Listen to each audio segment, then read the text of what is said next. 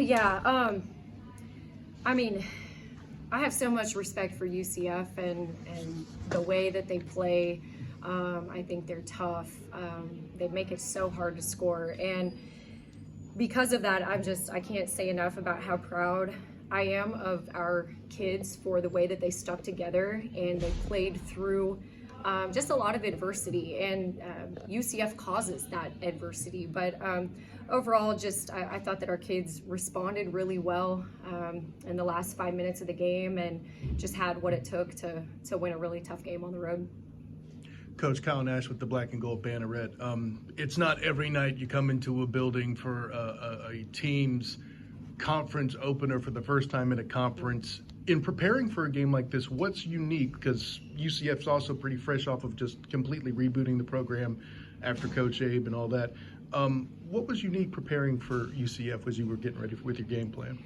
Well, I think just the fact that we've never been here, and our team, this is such a unique place to get to travel to, because the Big 12 is typically composed of college towns, and it's just a very different feel. And I think that our kids have really enjoyed just the weather and everything that comes with being in Orlando. That's been really nice. I know for me, even just to have a change of scenery. But I can't say that there's a lot different, and the reason is because we have such a new team. We have such a new roster that they don't really know the difference in going to UCF or going to Ames. It's just kind of another game for them. But I'm so glad UCF is a part of this conference. I just think they bring so much value. And there's a lot of, it seems, regardless of the sport, the big criticism UCF's had from going to the new conference is, can they handle the difference in the athletes, the different size athletes, different speed athletes? Were you at all surprised with what they came out with, able to kind of hang in physically in the paint? I think they have some of the best athletes in the conference. It's from an athletic standpoint and a size and a length standpoint, I think that they're one of the most athletic and longest in the conference. So I definitely never had that thought that they were any less of a team or athletically there was any difference.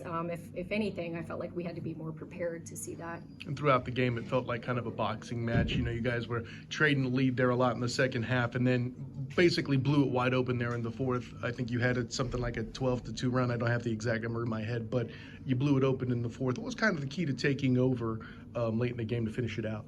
We've just talked a lot about staying neutral.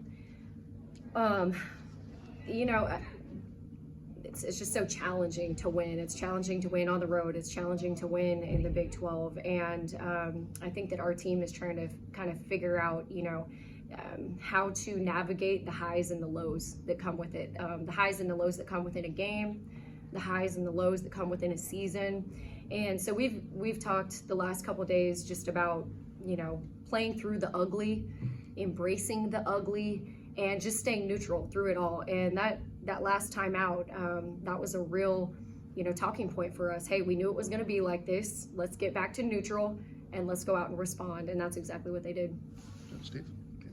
Coach Steve Wilson, Space Coast Daily, congratulations on the win tonight.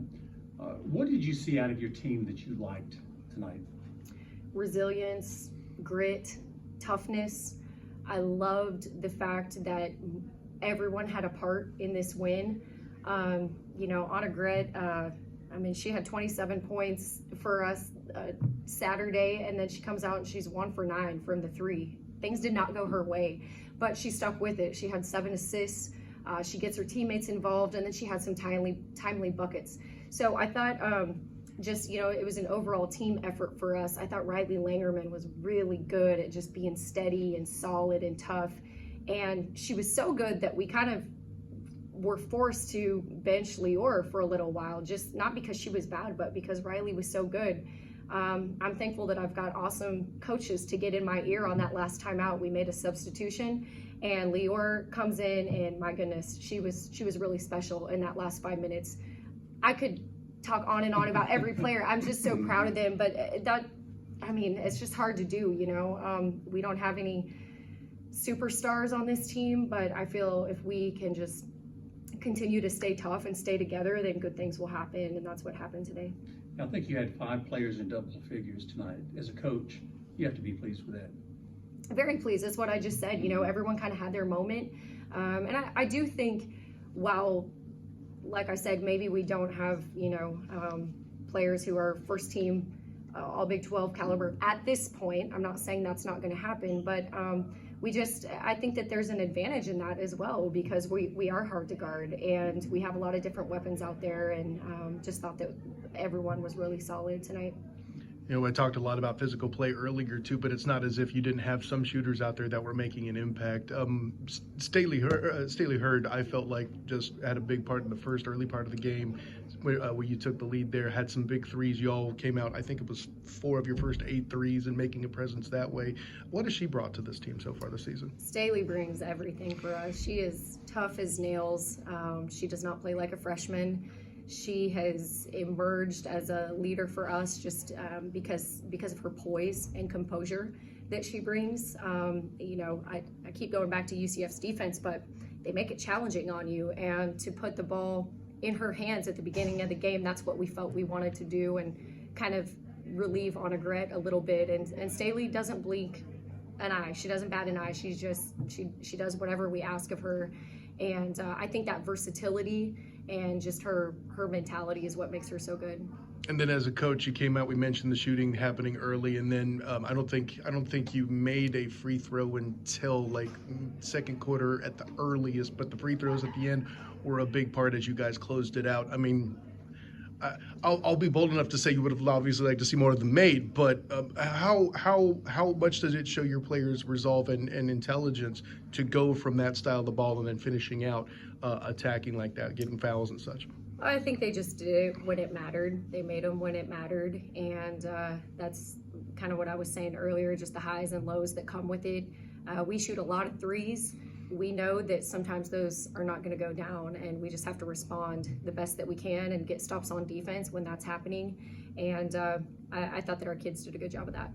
Coach, last one from me. I know one thing you have in common with UCF after tonight is you both have ranked opponents this weekend coming up. I think it's TCU for you coming up here. How does this game help you prepare for that one coming up? Anytime you can get momentum, it's a beautiful thing. It's so hard to get, and I know we're going to take this and run with it and just enjoy it, and get back and, you know, look at film and see what we need to do to be ready for TCU. But we're just going to soak this one in right now. I'm good. Thank you, guys. Thank Thank you, Coach.